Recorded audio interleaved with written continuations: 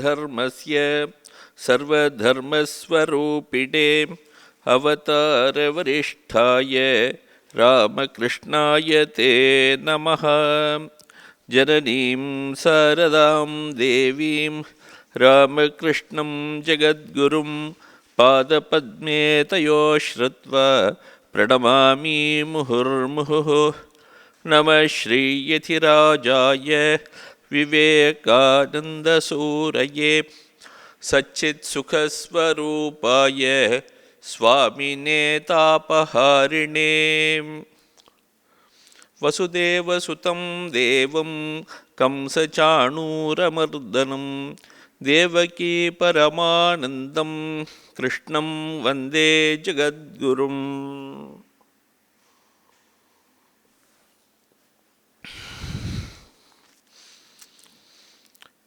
ஸ்ரீமத் பகவத்கீதையில் 10வது அத்தியாயம் பார்த்துன்னு இருக்கோம். அர்ஜுனன் ஸ்ரீ கிருஷ்ணருடைய விபூதிகளை எல்லாம் பார்க்கணும் அப்படின்னு கேட்டிருந்தான். விஸ்தரேண ஆத்மனோ யோகம் விபூதிம் ச ஜனார்தன பூய கதைய திருப்திர்ஹி ஸ்ருண்வதோ நாஸ்திமேமிருத்தம் அப்படி எல்லா விதமான விபூதிகளையும் என்னெல்லாம் இருக்கோ எல்லாவற்றையும் நன்றாக விஸ்தாரமாக கூற வேண்டும், அதை நான் கேட்க வேண்டும் அப்படின்னு அர்ஜுனன் ஸ்ரீகிருஷ்ணர்கிட்ட கேட்டுக்கொள்கிறான். அதற்கு கிருஷ்ணர் ஆரம்பித்து சொல்கிறார். சரி, நான் சொல்கிறேன் அப்படின்னு ஆரம்பிக்கிறார். ஹந்ததே கதைஷ்யாமி திவ்யாஹ்யாத்ம விபூதயா.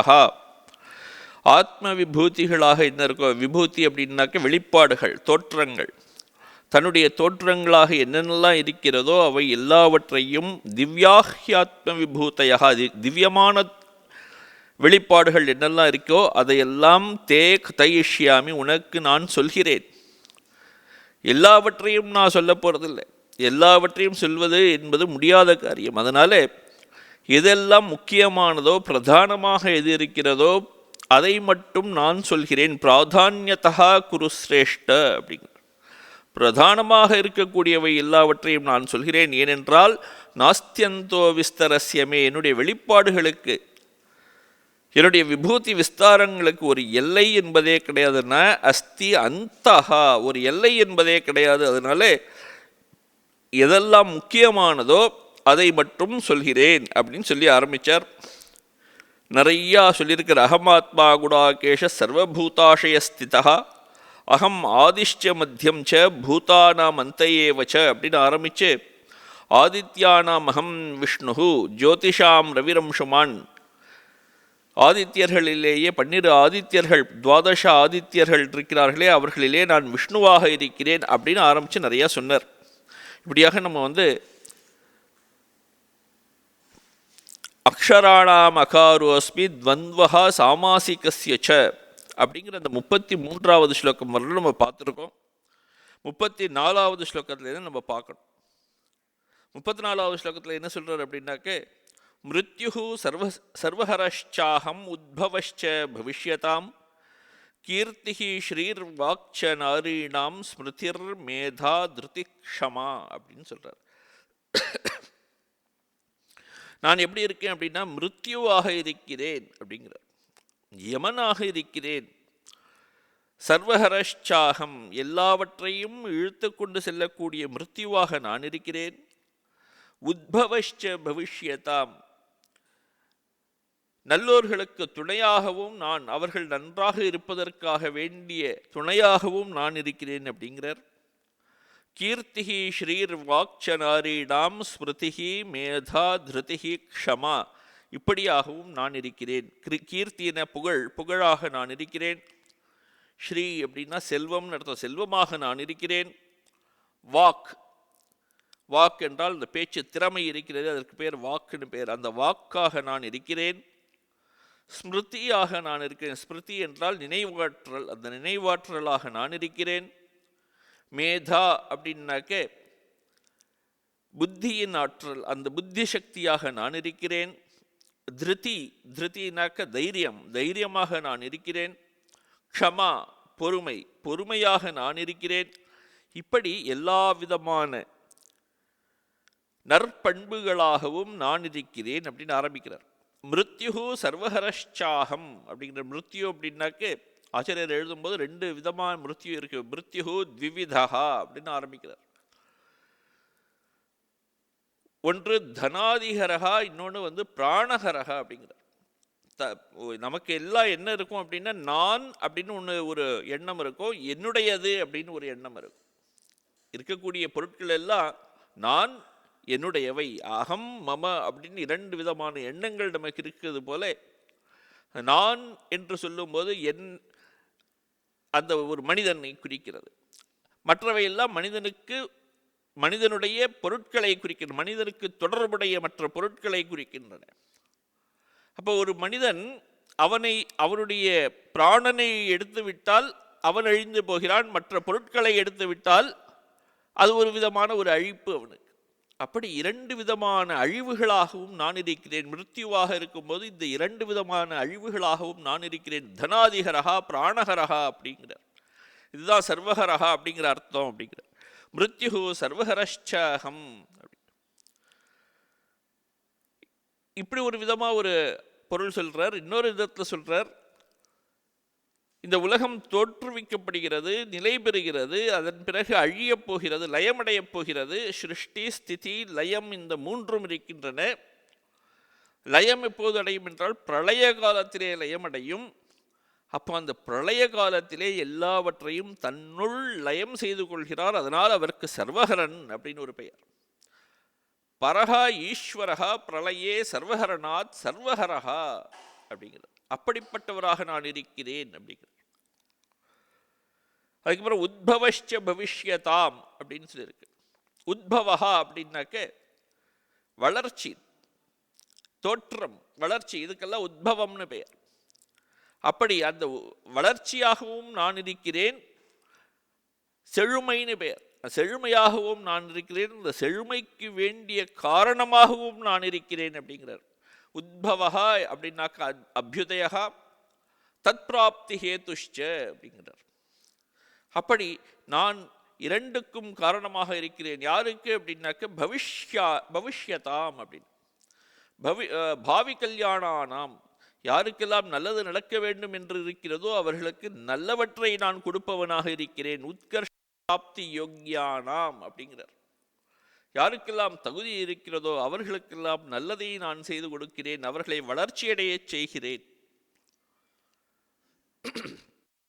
அதன் பிறகு கீர்த்திகி ஸ்ரீஹி வாக்ச நாரீணாம் ஸ்மிருதிஹி மேதா திருதிஹி க்ஷமா, இப்படி எந்தெந்த குணங்கள்லாம் இருக்கிறதோ, உத்தமாக ஸ்திரீணாம் குணாக அகம் அஸ்மி, அது நானாக இருக்கிறேன். யாசாம் ஆபாசமாத்திர சம்பந்தேன அபி லோகா கிருத்தார்த்தம் ஆத்மானம் மன்யந்தே, இந்த குணங்கள் எல்லாம் ஒரு துளி ஒருவனுக்கு இருந்தாலும் போதுமா, தன்னை ஞானத்தை அடைந்தவனாக, மோட்சத்தை அடைந்தவனாக மனிதன் நினைத்துக் கொள்வார். அப்படிப்பட்ட உயர்ந்த குணங்கள் இவையில். இத்தனை குணங்களையும் கொண்டவனாக, இந்த குணங்கள் எல்லாவற்றிற்கும் இருப்பிடமாக நானே இருக்கிறேன் அப்படின்னு சொல்றார். அடுத்த ஸ்லோகத்தில் சொல்றார், பிருஹத் சாம ததா சாம்னாம் காயத்ரி சந்தசாமகம் மாசானாம் மார்கசீர்ஷோகம் ருதூனாம் குசுமாகரஹா அப்படி. வேதங்கள் இருக்கு, 4 வேதங்கள், ருக் யஜுஸ் சாம அதர்வணம் அப்படின்னு 4 வேதங்கள். இந்த 4 வேதங்களிலே சாமவேதமாக நான் இருக்கிறேன். பிருஹத் சாம ததா சாம்னம், அந்த சாமவேதத்திலேயே பிருஹத் சாமம் அப்படிங்கிற ஒரு பகுதி இருக்கு, பிரதானமாக இருக்கக்கூடியது அது, அதுவாக நான் இருக்கிறேன். ரிக்வேதத்திலேயே பலவிதமான சந்தஸ், சந்தஸ் அப்படின்னாக்க ஒவ்வொரு ஸ்லோகத்துக்கும் ஒவ்வொரு இலக்கணம் உண்டு. ஒவ்வொரு ஸ்லோகமும், இந்த ஸ்லோகமும் இவ்வளவு எழுத்துக்கள் இருக்க வேண்டும். நமக்கு தமிழில் பார்க்கும்போது வெண்பான்னு இருக்கு. குறள், திருக்குறள் பார்த்தா 2 அடியில் இருக்கு. மற்ற ஸ்லோகங்கள்லாம், மற்ற பாடல்கள்லாம் பார்த்தா 4 அடிகள் இருக்கு, சில இது 8 அடி இருக்கு. இப்படி பலவிதமான வெண்பாக்கள் இருக்கின்றன. அதுபோல ரிக்வேதத்திலும் பலவிதமான, அதுக்கு பேர் சந்தஸ் அப்படின்னு சொல்லுவோம். அது காயத்ரி அப்படிங்கிற சந்தஸ் இருக்கு. அந்த காயத்ரி சந்தஸாக நான் இருக்கிறேன் அப்படின்னு சொல்றார். காயத்ரி சந்தசாம் அகம், சந்தஸ்களிலேயே நான் காயத்ரி சந்தஸாக இருக்கிறேன் அப்படிங்கிறார். மாசானாம் மார்கசீர்ஷோகம், மாதங்களில் நான் மார்கழி மாதமாக இருக்கிறேன். எல்லாருக்கும் தெரியும் அது. மாசானாம் மார்கசீர்ஷோகம். அப்புறம் ருத்துக்களில் நான் குசுமாகரகா அப்படிங்கிறார். ருத்துக்கள் இருக்கு. ருத்துக்கள் அப்படின்ட்டாக்க பருவங்கள். கிரீஷ்ம பருவம், ஹேமந்த ருத்துன்னு ஒன்று இருக்கு, சரத் ருத்துன்னு இருக்கு, வசந்த ருத்துன்னு இருக்கு. இந்த வசந்த ருத்துக்கு பேர் தான், அதை தான் இந்த இடத்துல சொல்றார் குசுமாகரகா அப்படி. எல்லா அந்த அந்த பருவத்திலே எல்லா செடி கொடிகளும் பூத்து காய்க்க ஆரம்பிக்கின்றன. ஒரு இலையுதிர் காலம் அப்படின்னு எப்போ சொல்கிறோமோ அப்போ இலையெல்லாம் கொட்டி போகிறது. அதெல்லாம் முடிஞ்ச உடனே கொஞ்சம் நேரத்தில் அந்த மழையெல்லாம் வந்து அது வந்து துளிர்த்து எல்லா செடிகளும் துளிர்க்க ஆரம்பிக்கின்றன. அப்படி துளிர்க்க ஆரம்பிக்கக்கூடிய அந்த வளர்ச்சியை காட்டக்கூடிய பருவமாக இருக்கக்கூடியது இந்த வசந்த காலம். அந்த வசந்த காலமாக வசந்த ருத்துவாக நான் இருக்கிறேன் அப்படின்னு சொல்றேன். தியூதம் சலயதாமஸ்மி தேஜஸ் தேஜஸ்வினாமகம் ஜயோஸ்மி வியவசாயோஸ்மி சத்வம் சத்வவதாமகம்.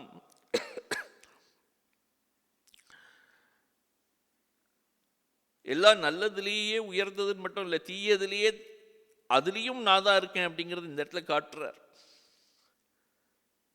தியூதம் சலயதாமகம், ஒருவனை ஏமாற்றுகின்ற வித்தை இருக்கிறதே, அந்த ஏமாற்று வித்தையிலே நான் சூதாட்டமாக இருக்கிறேன் அப்படிங்கிறாருங்க.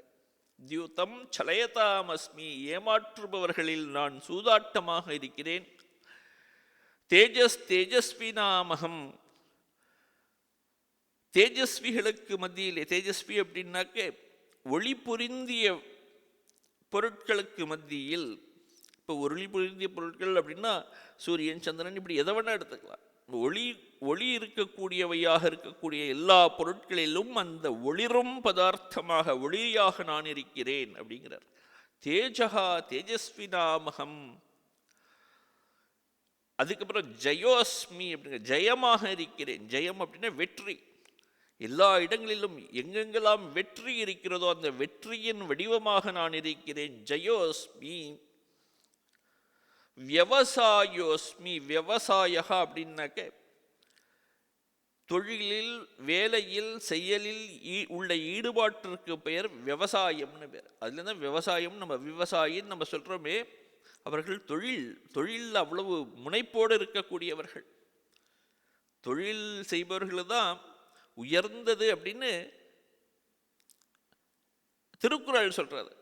அவர்கள் தான் உழுதுண்டு வாழ்வாரே வாழ்வார், மற்றவர்கள் எல்லாம் தொழுதுண்டு பின் செல்பவர் அப்படின்னு சொல்றார். இப்போ அதுக்கு அவ்வளவு உயர்ந்த ஒரு தொழில் அது. அப்படி அந்த உயர்ந்த தொழில் விவசாயோஸ்மி, தொழிலாக நான் இருக்கிறேன், செயல்புரிபவனாக நான் இருக்கிறேன் அப்படிங்கிறார். அந்த விவசாயம் அப்படிங்கிறது வந்து எல்லா தொழிலையும் குறிக்கும். அது பர்டிகுலராக இந்த தொழிலை மிகவும் உழவு தொழிலை மிகவும் குறிக்கிறது. விவசாயோஸ்மி. அதுக்கப்புறம் சத்வம் சத்வவதாமகம். அந்த சத்வம் சாத்விகர்களுக்கு சாத்விகம் உடையவர்களாக இருக்கக்கூடியவர்கள் மத்தியிலே நான் சத்வகுணமாக இருக்கிறேன் அப்படிங்கிறார். 3 குணங்கள் இருக்கின்றன. சத்வம் ரஜஸ் தமஸ்னு 3 குணங்கள். அது சத்வகுணம் மிகுதியாக இருப்பவர்கள் மத்தியிலேயே அந்த குணமாக சத்வகுணமாகவே நான் இருக்கிறேன் அப்படிங்கிறார். விஷ்ணீனாம் வாசுதேவோஸ்மி. கிருஷ்ணர் பிறந்தது வந்து விஷ்ணி குலத்தில் பிறந்தார். அந்த குலத்திலே பிறந்தவர்களிலேயே நான் வாசுதேவனாக இருக்கிறேன் அப்படிங்கிறார். பாண்டவானாம் தனஞ்சயகா. பாண்டவர்களுக்கு மத்தியிலே நான் தனஞ்சயனாக, தனஞ்சயன் அர்ஜுனனாக நான் இருக்கிறேன் அப்படின்னு சொல்றார். பாண்டவர்கள், பஞ்சபாண்டவர்கள் 5 பேர். அவர்களிலேயே கிருஷ்ணனுக்கு மிகவும் பிடித்தவன் தனஞ்சயன். அதனால அர்ஜுனன், அதனால அவனையே எடுத்துட்டு பஞ்சபாண்டவர்களில் நான் நீயாக இருக்கிறேன் அப்படின்னு சொல்றார். துவம் ஏவ அப்படிங்கிற, ஓ தனஞ்சயா அகம் துவமேவ அப்படிங்கிறார். உன்னுடைய சகாவாக இருக்கக்கூடியவன் நான் அப்படிங்கிறார். முனிநாமப்யகம் வியாசக, முனிவர்களுக்குள்ளேயே நான் வியாசராக இருக்கிறேன் அப்படின்னு சொல்றார். முனிநாம் மனனசீலானாம் அகம் வியாசகா. முனிவர்கள் அப்படிங்கிற பதத்துக்கு என்ன அர்த்தம் அப்படின்னா, மனம் யாருக்கு வேலை செய்து கொண்டிருக்கிறதோ அவர்கள் முனிவர்கள். சிந்தனை உலகத்திலே இருக்கக்கூடியவர்கள் முனிவர்கள். நிறைய நாமெல்லாம் எப்படி இருக்கோம் அப்படின்னா, இந்த பிசிக்கல் உலகத்தில் இருக்கோம், இன்டலெக்சுவல் உலகத்துக்கு போறது இல்லை. அந்த இன்டலெக்சுவல் உலகத்தில் இருக்கக்கூடியவர்கள் முனிவர்கள். அதனால தான் அந்த இடத்துல மனனசீலர்கள் அப்படின்னு சொல்றது. முனி நாம் மனனசீலா நாம் அகம் வியாசக, நான் வியாசராக இருக்கிறேன் அவர்களுக்கு மத்தியிலே. அந்த வியாசருக்கு ஒரு அடைமொழி போடுறாரு இங்கே. அந்த மனனசீலா நாம் அப்படிங்கிறதுக்கு சர்வ பதார்த்த ஞானி நாம், எல்லாவற்றையும் எல்லா பொருட்களையும் அறிந்தவராக இருக்கக்கூடியவர். அந்த இடத்துல ஞானம் பிரதானம். எல்லா விதமான பொருட்களையும் அறிந்தவர்கள், எல்லாவற்றையும் அறிந்தவர்கள் அப்படின்னா பிரம்மஞானிகள் அர்த்தம். பிரம்மஞானிகளிலேயே நான் உயர்ந்த வியாசனாக இருக்கிறேன் அப்படின்னு சொல்றார். கவி நாம் உஷனா கவிஹி. சுக்ராச்சாரியர் இருந்தார். சுக்ராச்சாரியருக்கு இன்னொரு பெயர் உஷனா கவின்னு பேர். உஷனான்னு பேர் அவரு. கவிகளுக்கு மத்தியில் நான் அந்த சுக்ராச்சாரியராக உஷனாவாக இருக்கிறேன் அப்படிங்கிறார். கவி அப்படின்னாக்கே அதுக்கு என்ன பொருள்னு எழுதுறாருங்க, கிராந்ததர்ஷி அப்படின்னு. கிராந்ததர்ஷின்னா முக்காலங்களையும் உணர்ந்தவர் அப்படின்னு அர்த்தம். கவி அப்படின்னா முக்காலங்களையும் உணர்ந்தவர். முக்காலங்களையும் உணர்ந்தவர்கள் மத்தியில் நான் அந்த உஷனா கவியாக, சுக்ராச்சாரியராக நான் இருக்கிறேன். சுக்ராச்சாரியருக்கு அவ்வளவு பெருமை, அவ்வளவு வல்லமை. எல்லாவற்றையும் காணக்கூடியவர், 3 காலங்களையும் பார்க்கக்கூடிய, காலத்தை கடந்தவர்னு அர்த்தம். தண்டோ தமயதாமஸ்மி, நான் மற்றவர்களை கட்டுப்படுத்துபவர்கள் மத்தியிலே நான் ஒரு செங்கோலாக இருக்கிறேன். தண்டகா, தண்டகன கோல், அரசர்களுடைய கையில் இருக்கும் செங்கோல். அதை வைத்துக்கொண்டு நீதியை நிலைநாட்டுவார்கள். துஷ்டர்களை அடக்கி நல்லவர்களுக்கு பாதுகாப்பு வழங்குவது அரசருடைய கடமை. அந்த கடமையை செய்பவர்கள், அவர்களுக்கு தான் தமயத்ரு அப்படின்னு பேர். அப்படி அந்த கடமையை செய்யக்கூடிய அரசர்களுக்கு மத்தியிலே நான் அந்த செங்கோலாக இருக்கிறேன் அப்படின்னு சொல்லியிருக்கார். தண்டஹா தமயதாமஸ்மி நீதிரஸ்மி ஜிகீஷதாம் அப்படின்னு அடுத்தது சொல்றார். யார் வெற்றியை விரும்புகிறார்களோ, ஜிகீஷதாம் அப்படின்னா யார் வெற்றியை விரும்புகிறார்களோ, ஜேத்துமிச்சதாம், ஜேத்துமிச்சா ஜிகீஷா, யார் வெற்றியை விரும்புகிறார்களோ, வெற்றி பெற விரும்புகிறார்களோ அவர்கள் மத்தியில் நான் நீதியாக இருக்கிறேன், தர்மமாக இருக்கிறேன், நியாயமாக இருக்கிறேன். அப்படின்னு என்ன அர்த்தம்? நீதி, தர்மம், நியாயம் இதெல்லாம் இருந்தால் தான் ஒரு நாள் வெற்றி பெற முடியும், இல்லைன்னா வெற்றி பெற முடியாது. நீதி ரஸ்மி ஜிகீஷதாம், குறுக்கு வழி கிடையாது வெற்றிக்கு. மௌனம் சைவாஸ்மி குஹ்யானாம், ஒரு குஹ்யம் அப்படின்னா ரகசியம்னு அர்த்தம். ரகசியமான ஒரு விஷயத்திலே, ரகசியங்களை காக்கும் விஷயத்தில் நான் எப்படிப்பட்டவனாக இருக்கிறேன் அப்படின்னா மௌனமாக இருக்கிறேன். மௌனம் அப்படின்னா எந்த இடத்துல சப்தம் இல்லையோ, சப்தத்துக்கு சப்தம் வரணும் அப்படின்னு, பேச்சு வரணும் அப்படின்னா பேச்சுக்கு முன்னாடி மனசில் நினச்சிருக்கணும். நான் ஏதாவது ஒன்று பேசணும் அப்படின்னாக்க வாயில் அது வெளிவருவதற்கு முன்பாக அது மனதில் தோன்றி இருக்க வேண்டும். மனமே அடங்குகின்ற நிலைக்கு மௌனம்னு பெயர். அப்படிப்பட்ட மனதில் கூட அது வெளியிலே வராமல் இருக்கக்கூடிய நிலை, அப்படியாக இருப்பவன் மௌனம் சைவாஸ்மி குஹ்யானாம். ஞானம் ஞானவதாமகம், ஞானமாக இருக்கிறேன். யாருக்கு? ஞானிகளுக்கு மத்தியிலே நான் ஞானமாக இருக்கிறேன். அப்போ எந்தெந்ததெல்லாம் உயர்ந்ததாக இருக்கிறதோ, முனிவர்களுக்கு மத்தியிலே வியாசராகவும், முக்காலங்களையும் உணர்ந்தவர்கள் மத்தியிலே உஷணா கவியாகவும், பாண்டவர்கள் மத்தியிலே தனஞ்சயன் அர்ஜுனனாகவும், விஷ்ணுகுலத்தில் உதித்தவர்கள் மத்தியிலே நான் வாசுதேவனாகவும் இருக்கிறேன். வெற்றி பெற விரும்புபவர்கள் மத்தியிலே நான் நீதியாக இருக்கிறேன். தர்மத்தை நிலைநாட்டுபவர்கள் மத்தியிலே நான் செங்கோலாக இருக்கிறேன். இப்படி ஒன்று ஒன்றா சொல்லிக்கொண்டே வருகிறார். இவ்வளோ சொல்லிவிட்டார். 38வது ஸ்லோகம் வரையிலும் அங்கேருந்து ஆரம்பித்து அவ்வளோ சொல்லியிருக்கார். எதை தான் சொல்ல முடியும்? எத்தனைக்கு தான் சொல்ல முடியும்? எல்லாவற்றையும் சொல்லி முடிக்க முடியாது. அதுதான் முதல்ல சொல்லிட்டார். நாந்தோஸ்தி மம திவ்யானாம் விபூதீனாம் பரந்தப அப்படின்னு சொல்லிட்டார். இதுக்குன்னு ஒரு எல்லையே கிடையாது. அதை சொல்லி முடிக்கவும் முடியாது. அசேஷதா து ந வக்தும் ஷக்னோமி அப்படின்னு சொல்லிட்டார். அசேஷதா து வர்ஷசதேனாபி ந சக்யா வக்தும் அப்படின்னு இருக்கார். இதை என்னுடைய விபூதிகளை, என்னுடைய வெளிப்பாடுகளை நாம் முழுமையாக சொல்ல வேண்டும் என்றால் 100 வருஷம் பத்தாது. வருஷ சதேனாப்பின்னு சொல்லிட்டார். 100 வருடங்கள் ஆனாலும் என்னால் சொல்லி முடிக்க முடியாது. அதனால நான் எல்லாவற்றையும் நான் சொல்லப்போவதில்லை. பிரதானமாக இருக்கக்கூடியது ஒரு கோடு விட்டு காட்டக்கூடியதாக ஒரு சிலவற்றை சொல்கிறேன் அப்படின்னு ஆரம்பித்து இதுவரையும் சொன்னார். இதுக்கப்புறம் சொல்லி முடிச்சுட்டு ஒரே ஒரு வார்த்தை சொல்கிறார். எந்ததெல்லாம் இந்த உலகத்தில் இருக்கோ அதுக்கெல்லாம் அடிப்படையாக நான் இருக்கிறேன். ஒரு பெரிய அரச மரம் பார்க்குறோம். அந்த அரச மரத்துக்கு எது அடிப்படை அப்படின்னா அந்த ஒரு விதை. அரச மரத்தோட விதை நம்ம உள்ள கையில் வச்சுக்கலாம். ஒரு கையில் இப்படி எடுத்தோம்னாக்க இதில் ஒரு 100 200 விதைகளை கையில் எடுக்கலாம். 200 அரச மரமோ ஆலமரமோ தோன்றதை பார்க்க முடியுமா? இப்போ எவ்வளவு இடம் வேண்டும்? அப்போ எவ்வளவோ பெரிய ஒரு படைப்பு இத்தினோண்டு விதையிலே சுருங்கி இருக்கு உள்ள. அதனுடைய சக்தி அப்படி இருக்கு உள்ள. அப்படிப்பட்ட சக்தியாக நான் இருக்கிறேன் அப்படின்னு இந்த இடத்துல சொல்றார். 39வது ஸ்லோகத்தில் எச்சாபி சர்வபூதானாம் பீஜம் தத்து அகம் அர்ஜுன. இந்த உலகத்தில் என்னெல்லாம் இருக்கிறதோ, எச்சாபி சர்வபூதானாம், இந்த உலகத்திலே என்னென்னலாம் இருக்கிறதோ அவை எல்லாவற்றினுடைய பீஜம் தத்து அகம், நான் அதற்கு விதையாக இருக்கிறேன்.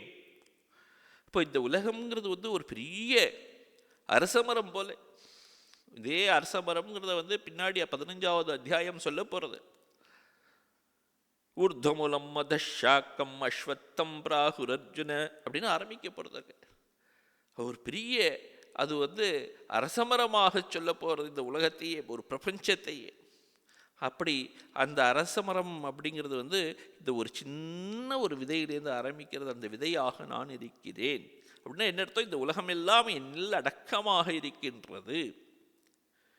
எத்தனையோ உலகங்கள் படைக்கப்படுகின்றன.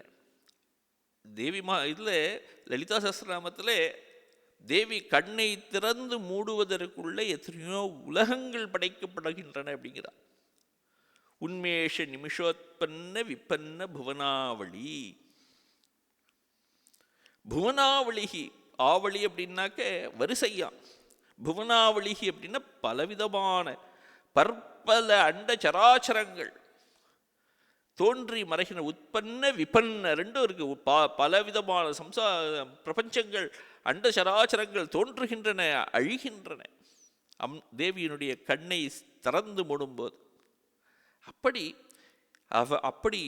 எல்லாவற்றிற்கும் ஒரு பீஜமாக, எல்லாவற்றிற்கும் ஒரு ஆதாரமாக நம்ம இந்த உலகத்தில் என்னென்னமோலாம் நினச்சிக்கிறோம். சின்ன சின்ன விஷயத்துக்கெல்லாம் பொறாமல் வர்றது, சின்ன சின்ன விஷயத்துக்கெல்லாம் சண்டை போடுறோம், சின்ன சின்ன விஷயங்கள்ல அவர் என்னை மதிக்கலை, இவர் அவரை மதிக்கலை, இப்படியெல்லாம் இதெல்லாம் துருண்டு வச்சுக்கிறோம். அந்த பெரிய லெவலில் நம்ம யோசித்து பார்த்தோம்னா இதெல்லாம் ஒன்றுமே இல்லைன்னு ஆகிடும். அந்த பெரிய லெவலில் இருக்கக்கூடிய எல்லாவற்றுக்கும் அடிப்படையாக இருக்கக்கூடியவர் ஒருவரே அப்படின்னு இந்த உலகத்தை நம்ம டிரான்சென்ட் பண்ணி கடந்து செல்ல வேண்டும். அதுக்காக தான் இந்த அத்தியாயமே இருக்கு. இந்த அத்தியாயம், இந்த விபூதிகள்லாம் எதுக்கு சொல்லியிருக்கு அப்படின்னா, எவ்வளவு பெரிதான பொருளாக இருந்தாலும் அந்த பெரிதான பொருட்கள் எல்லாவற்றிற்கும் அடிப்படையாக ஆதாரமாக இருக்கக்கூடிய சக்தி, அந்த தெய்வீக சக்தி ஒன்று. ஒரே சக்தி இப்படியாக பலவிதமாக வந்திருக்கிறது. இந்த ஒரே சக்தியை பிடிப்பதற்காகத்தான் இதெல்லாம் இத்தனை ஒரு டைவர்ஸ் யூனிவர்ஸ் எதுக்காக காட்டிருக்கா அப்படின்னாக்க, அந்த பலவிதமான பிரபஞ்சம் எல்லாத்துக்கும் அடிப்படையாக இருக்கக்கூடியவர் ஒரே ஒருவர். அவரை பிடிக்க பலவற்றை பிடிச்ச ஒரு இதுவே கிடையாது. முழு அரசமரத்தையும் தெரிஞ்சுக்கணும்னா அந்த விதை இருந்தாலே போதும், அரசமரம் முழுவதும் நமக்கு வந்துடும் இல்லையா? அது போல அதனால தான் இங்கே சொல்லியிருக்கிறது, எச்சாபி சர்வபூதானாம் பீஜம் ததகம் அர்ஜுன ந ததஸ்தி வினாயத்யான் மயாபூதம் சராச்சரம். இந்த உலகத்திலே எதுவுமே நான் இல்லாமல் இல்லை, பரமாத்மா இல்லாமல் இந்த உலகத்தில் எதுவும் கிடையாது அப்படின்னு சொல்லி இந்த ஒரு பெரிய லிஸ்ட்டை இந்த இடத்துல முடிக்கிறார். இங்கே அவர் சொல்ல ஆரம்பித்த அந்த விபூதி தன்னுடைய மேனிஃபெஸ்டேஷன்ஸ் எல்லாம் பற்றி சொன்னாரே, அந்த பெரிய லிஸ்ட்டை இந்த இடத்துல முடிக்கிறார்.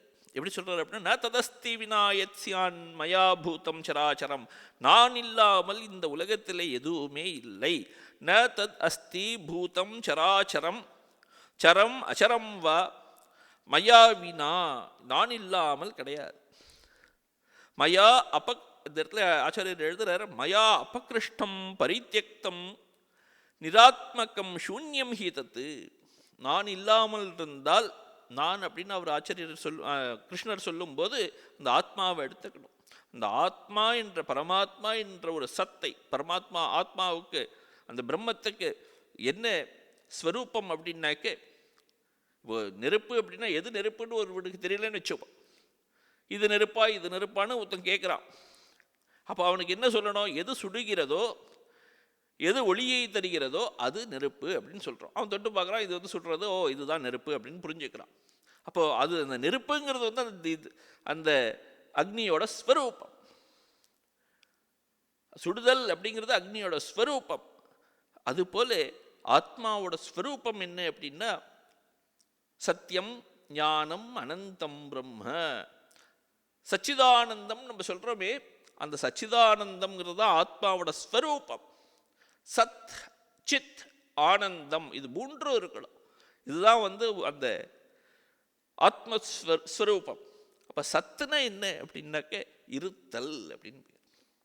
சித் அப்படின்னா சைத்தன்ய சக்தி, புரிந்து கொள்ளக்கூடிய சக்தி. இந்த ஆற்றல் இருக்கிறதே, இப்போ இந்த டேபிள் இருக்கிறது, இந்த டேபிளுக்கு மற்றவற்றை தெரியாது, இங்கே இருக்கக்கூடிய மற்ற எந்த பொருட்களையும் தெரியாது, யாரையும் பார்க்காது, புரிந்து கொள்ளாது. அப்போ அந்த இடத்துல இன்னும் அந்த சைத்தன்யம்ங்கிறது வந்து இன்னும் வெளிப்படவில்லை அப்படின்னு தெரியாது. ஆனந்தம் இருக்கிறது. ஆனந்தம் அப்படின்னா அந்த தானே ஸ்புரிக்கக்கூடிய ஆனந்தம், உள்ளே. அது வெளியே இருக்கக்கூடிய பொருட்களின் மூலம் வரக்கூடிய ஆனந்தம் இல்லை, உள்ளே தானே ஸ்புரித்து கொண்டிருக்கக்கூடிய ஒரு ஆனந்தம். அப்போ இருத்தல் அப்படிங்கிறது சத், சைத்தன்யம்ங்கிறது வந்து ஞானம், ஆனந்தம். இந்த மூன்றும் எங்கே இருக்கிறதோ அதுதான் பிரம்மம் அப்படின்னு சொல்றது. அந்த உள்ளே இருக்கக்கூடிய அந்த சத் அம்சம் இருக்கிறதே, இருக்கக்கூடிய அம்சம், அது இருப்பதனால்தான் எல்லாம் இருக்கின்றன. ஒவ்வொரு பொருளிலும் அந்த சத்தம்சம் இருக்கிறது, ஒவ்வொருவரிலும் அந்த பரமாத்மா இருக்கிறார். அதனால தான் நம்ம எல்லாம் இருக்கோம். இங்கே இருக்கிற பொருளாக நாம் இருப்பதற்கு காரணம் அவர் இருக்கிறதுனால. அவர் இல்லாவிட்டால், அந்த ஆத்ம தத்துவம் உள்ளே இல்லாவிட்டால் இது இல்லாத தத்துவமாக ஆகிவிடும். அதுதான் இந்த இடத்துல சொல்றார், மயா அபகிருஷ்டம் பரித்யக்தம் நிராத்மகம் சூன்யம் ஹி தத்து அப்படிங்கிறார். அத்தகா மதாத்மகம் சர்வம் இத்தியர்த்தகா. இதெல்லாம் எந்த இடத்துல எல்லாம் இந்த ஆத்ம தத்துவம் இல்லையோ, ஆத்ம தத்துவம் இல்லாத பொருள் இருக்க முடியாது, இல்லாததாக ஆகிவிடும். இருப்பதெல்லாம் நான் இருப்பதனால் இருக்கின்றன, நான் இருக்கிறேன் எங்கும் அப்படின்னு சொல்ற. அத்தகா மதாத்மகம், என்னுடைய உள்ளே நான் இருப்பவனாக இந்த உலகமே இருக்கிறது அப்படிங்க. தூணிலும் இருப்பார் துரும்பிலும் இருப்பார் நம்ம சொல்றோமே. அப்போ ஒவ்வொரு பொருளிலும் அந்த இறைவன் இருக்கிறார்.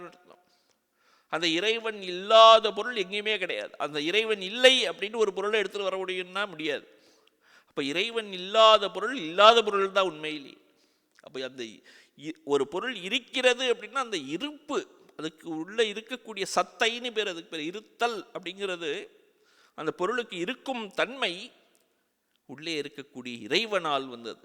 அந்த இருக்கும் தன்மையை இறைவனிடம் மட்டும்தான் பார்க்க முடியும். அதுதான் ஆத்மாவுடைய சைத்தன்ய சத் ஸ்வரூபம் அப்படின்னு சொல்லியிருக்கு. அனுர்வா பிருஹத்வா இதஸ்தி லோக்கே வஸ்து தத் தேனைவ ஆத்மனா நித்யேன சத்பவதி ஆத்மனா வினிர்முக்தம் அசத் சம்பத்யதே அப்படின்னு எழுதுறார் ஆச்சாரியர் கட்டோபனிஷத்துல. அதே தான் இந்த இடத்துலையும் சொல்லியிருக்கார். ந ததஸ்தி வினா யத் ஸ்யான் மயா பூதம் சராச்சரம் அப்படின்னு. இப்படியாக இந்த இடத்துல இருக்கக்கூடிய எல்லா பொருட்களிலும் நான் இருக்கிறேன் அப்படிங்கிறத சொல்லிட்டு இந்த இடத்துல திரும்பவும் சொல்றார். முன்னாடியே ஆரம்பத்தில் சொல்றார், எனக்கு என்னுடைய விபூதிகளுக்கு ஒரு எல்லை இல்லைங்கிறத முன்னாடியே சொன்னார். அதே இதை இந்த இடத்துல திரும்பவும் சொல்ல போறார். முன்னாடி என்ன சொன்னார்? பிராதான்யத்தா குரு சிரேஷ்ட நாஸ்தியந்தோ விஸ்தரசியமே, என்னுடைய விபூதிகளுக்கு ஒரு எல்லை இல்லைங்கிறத சொன்னார். அதே போல இந்த இடத்துல திரும்பவும் சொல்றார், நாந்தோஸ்தி மம திவ்யானாம் விபூதினாம் பரந்தப. ஓ அர்ஜுனா, என்னுடைய விபூதிகள் இருக்கின்றனவே, திவ்யானாம் விபூதினாம், திவ்யமான இந்த விபூதிகள் இருக்கு, மம என்னுடையவை, அதற்கு ஒரு எல்லை இருக்கா அப்படின்னாக்க நான் அஸ்தி அந்தஹா அப்படின்னு சொல்லிட்டு, அதற்கு ஒரு எல்லை என்பதே இல்லை. ஒரு எல்லை இல்லாத எத்தனை நாள் சொல்லிக்கொண்டே இருக்க முடியும்? அதனால சொல்லி முடிக்க முடியாது. அதனால ஒரு பெரிய என்னோட விபூதிகளில் ஏதோ ஒரு சிலவற்றை உனக்கு நான் சொன்னேன் அப்படின்னு சொல்ல போற. ஏஷத்து உத்தேசத்தா புரோக்தா, நான் என்னுடைய பல விபூதிகளிலிருந்து ஒரு சிலவற்றை நான் உனக்கு சொல்லிவிட்டேன். விபூதேகே விஸ்தரோமயா, என்னுடைய விபூதிகளை சிலவற்றை நான் விஸ்தாரமாக சொல்லிவிட்டேன் அப்படின்னு சொல்றேன்னா, அந்தஹாஸ்தி மம திவ்யானாம் விபூதீனாம் விஸ்தாராணாம் பரந்தப நஹி ஈஸ்வரஸ்ய சர்வாத்மனஹ திவ்யானாம் விபூதீனாம் இயத்தா சக்யா வக்தும் ஞாத்தும் வா கேனச்சித்து. இது ஈஸ்வரனுடைய பரமாத்மாவுடைய சர்வாத்மனாக இருக்கக்கூடிய, எல்லாவற்றுக்கும் ஆத்மாவாக இருப்பவன் சர்வாத்மா. அப்படி சர்வாத்மாவாக இருக்கக்கூடிய ஒருவனுடைய வெளிப்பாடுகளை விபூதி நாம் அவையெல்லாம் இவ்வளவு அப்படின்னு சொல்லி எடுத்து ஒரு லிஸ்ட் போட்டு கொடுக்க முடியுமா என்ன? ஒரு ஃபைனைட் லிஸ்டாக கொடுக்க முடியுமா என்ன? அது இன்ஃபைனைட்டாக இருக்கிறது என்ன, அந்த கணக்கற்றதாக இருக்கக்கூடியதை ஒரு சின்ன லிஸ்ட் போட்டு இவ்வளவு அப்படின்னு சொல்லவே முடியாது. இயத்தா சக்யா வக்தும், சொல்லவும் முடியாது. சொல்றதுன்னு வாயினால் சொல்லக்கூடியது, வாயினால் சொல்வதற்கு முன்னால் மனதினால் அறிந்திருக்க வேண்டும், அதை அறியவும் முடியாது. ஞாத்தும் வா கேனச்சித் அப்படின்னு சொல்லிட்டார். மனசினாலையும் அந்த விபூதிகளை அறிய முடியாது, வாயினாலும் சொல்ல முடியாது. வாயினாலும் மனதினாலும் சொல்ல முடியாத ஒரு பொருள் ஒன்று இருக்கு. அதுன்னா அந்த ஆத்மா, பரமாத்மா. அந்த அந்த இடத்துல மனமும் செல்லாது, வாய்க்கும் செல்லாது. எத்திர மனோ நகச்சதி வாக் நகச்சதி அப்படின்னு உபனிஷத் சொல்றது. அப்படிப்பட்ட அந்த விபூதிகளை, பரமாத்மாவின் விபூதிகளை யாராலும் சொல்ல முடியாது. அதனாலே ஒரு குறிப்பிட்ட ஒரு சிலவற்றை நான் சொன்னேன் அப்படிங்கிறார். ஏஷத்து உத்தேசத்தா புரோக்தா ஏகதேசேன புரோக்தா, சிலவற்றை சொன்னேன், எல்லாவற்றையும் சொல்லவில்லை அப்படின்னு சொல்லிட்டாருங்க. யத்யத் விபூதிமத் சத்வம் ஸ்ரீமத் ஊர்ஜிதமேவ தத்ததேவ அவகச்சத்வம் மம தேஜோம்ச சம்பவம். அப்போ என்னுடைய விபூதிகள் என்று எப்படி எனக்கு எல்லாம் தெரியும் அப்படின்னாக்க, எப்படி கண்டுபிடிக்கிறது அப்படின்னா, எங்கெங்கெல்லாம் ஒரு உயர்ந்த நிலை இருக்கிறதுன்னு நீ நினைக்கிறையோ அதெல்லாம் என்னிடமிருந்து வந்தவை தெரிஞ்சுக்கோ அப்படின்னு சொல்லிட்டார். எங்கெங்கெல்லாம் ஒரு உயர்ந்தது ஒன்று பார்க்கிறாயோ அதெல்லாம் என்னுடையது அப்படின்னு தெரிஞ்சுக்கோ அப்படிங்கிற. யத்யத் விபூதிமத் சத்வம் ஸ்ரீமத் ஊர்ஜிதமேவா அப்படிங்கிற. யத்யத் லோகே விபூதிமத் விபூதியுக்தம் சத்வம் வஸ்து, எங்கெங்கெல்லாம் அந்த என்னுடைய வெளிப்பாடுகள் இருக்கின்றதோ, ஸ்ரீமத் ஊர்ஜிதம் ஏவவா. ஸ்ரீமத் அப்படின்னா செல்வம்னு அர்த்தம். ஸ்ரீனா லக்ஷ்மி தேவி, செல்வம்னு அர்த்தம். செல்வம் அப்படின்னா எல்லா விதமான செல்வங்களையும் எடுத்துக்கணும், எல்லா விதமான ஒரு சிறப்பையும் எடுத்துக்க வேண்டியது. அப்படிப்பட்டதாக இருக்கிறதோ. ஊர்ஜிதம் அப்படின்னாக்கே ஒரு ஆற்றலுடன் விளங்குகிறதோ, ஒரு சக்தியுடன் விளங்குகிறதோ அதெல்லாம். ஒரு இதை பார்த்த உடனே ஒரு குழந்தையோட முகத்தை பார்க்குறோன்னு வச்சுப்போம். பார்த்த உடனே நமக்கெல்லாம் அந்த குழந்தையோட ஒரு உற்சாகம், அந்த குழந்தையோட ஒரு சந்தோஷம். குழந்தைகள்லாம் எப்போதும் சந்தோஷமாக இருக்கும், ஏன்னா அதுக்கு எந்த கவலையும் கிடையாது. ஒரு பொறுப்பு அப்படிங்கிறது உணராத காலம் அது.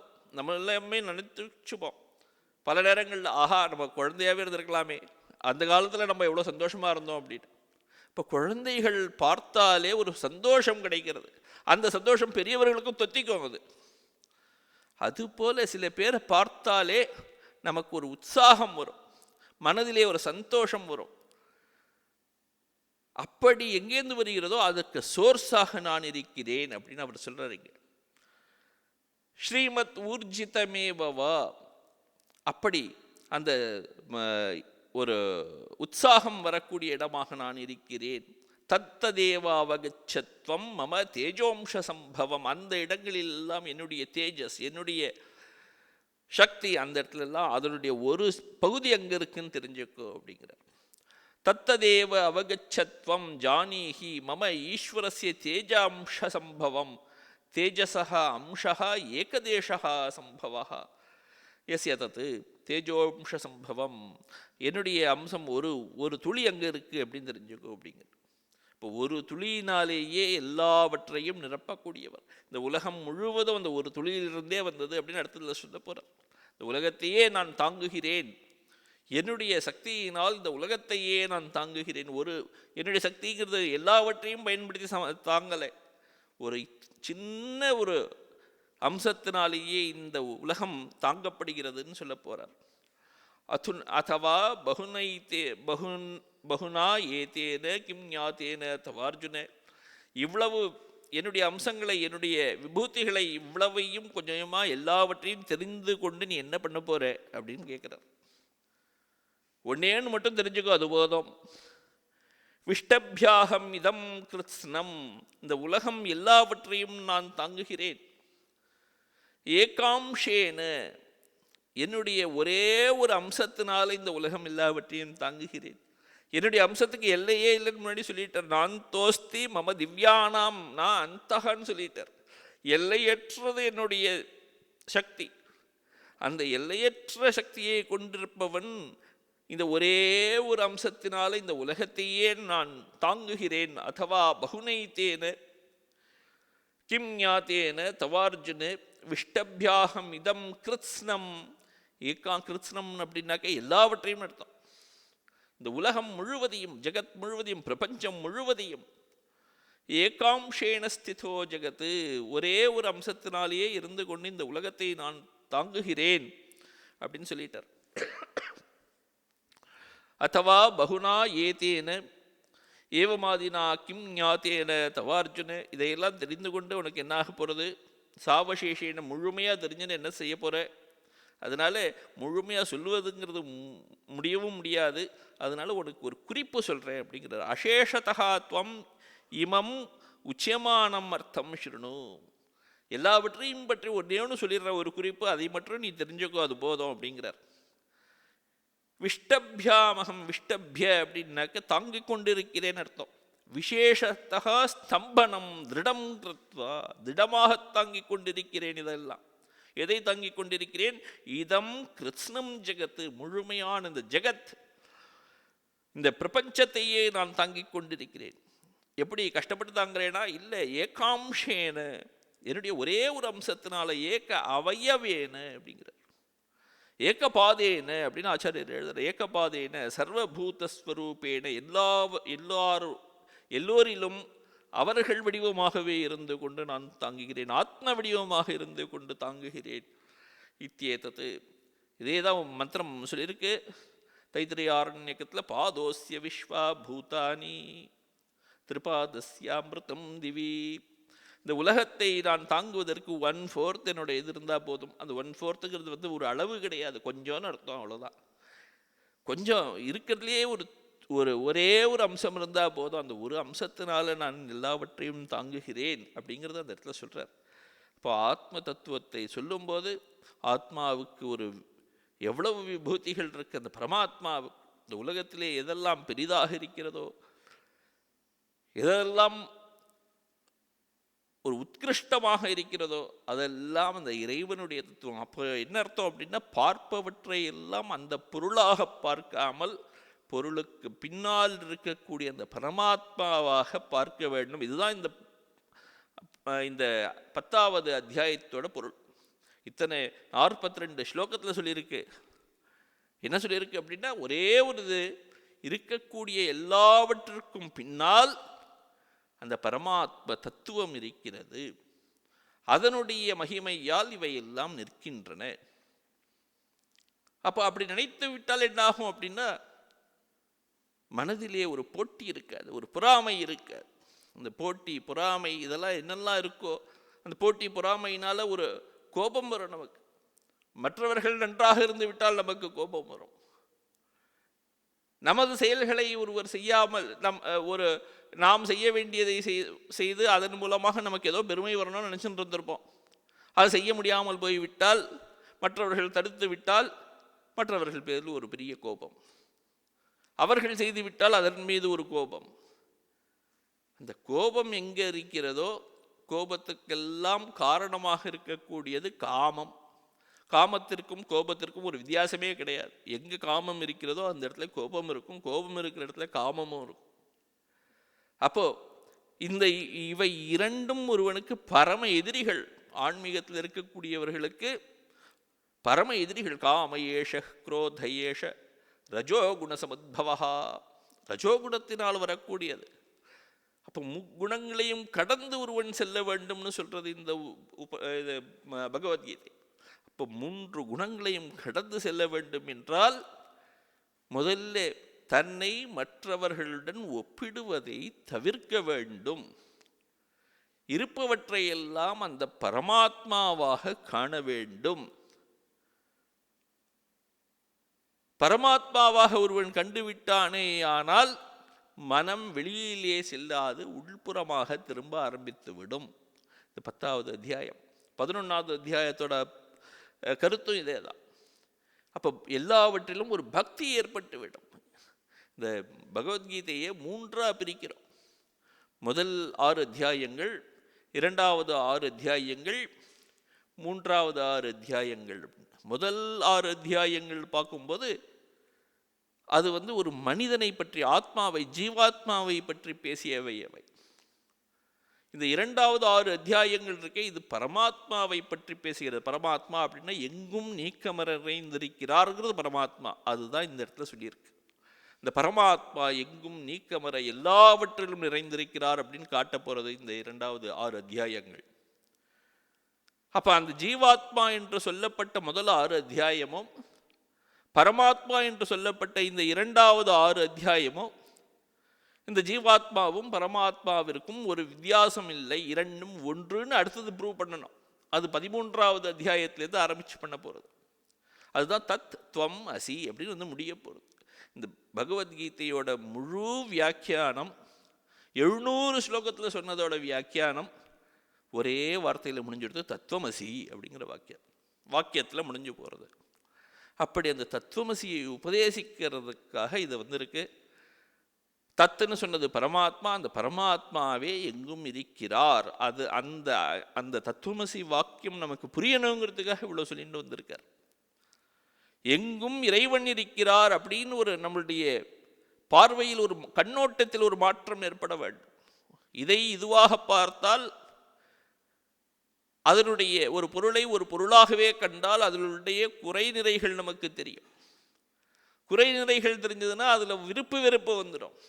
விருப்பு வெறுப்பு எப்போது வருகிறதோ அவனால் எல்லாவற்றையும் சமமாக பார்க்க முடியாது, சமதிருஷ்டி வராது. சமதிருஷ்டி யாருக்கு வரும் அப்படின்னா, பிரம்மனிஷ்டனுக்குத்தான் சமதிருஷ்டி வரும். அப்போ சமதிருஷ்டி வர வேண்டும் என்றால் இருப்பவற்றை, பொருட்களை பொருளாக பார்க்காமல் பொருளுக்கு பின்னால் இருக்கக்கூடிய தெய்வீகத்தை காண வேண்டும். அந்த தெய்வீகத்தை காண்பதற்காக வந்த அத்தியாயம் இது 10வது அத்தியாயம். இப்போ தெய்வீகத்தை பற்றி சொல்லியிருக்கு. இதே போல் அந்த தெய்வீகத்தோட விஸ்வரூபத்தையும் காட்டப்படுறார். இந்த உலகத்தில் இருக்கக்கூடிய பொருட்களை பற்றி சொல்லிட்டார். இப்போ அதே இதை ஏகாம்சேன ஸ்திதோ ஜெகத், தன்னுடைய ஒரு அம்சத்தினால இந்த உலகத்தை நான் தாங்குகிறேன் அப்படின்னு சொல்லிட்டார். மற்றவற்றையும் இங்கே காட்ட போகிறார், விஸ்வரூபத்தை காட்ட போகிறார் அடுத்த அத்தியாயத்தில், 11வது அத்தியாயத்தில். அடுத்த வகுப்பில் நம்ம 11வது அத்தியாயம் பார்க்கலாம். ஓம் சாந்தி ஷாந்தி ஷாந்தி. ஹரி ஓம் தத்சத். ஸ்ரீராமகிருஷ்ணார்ப்பணமஸ்து.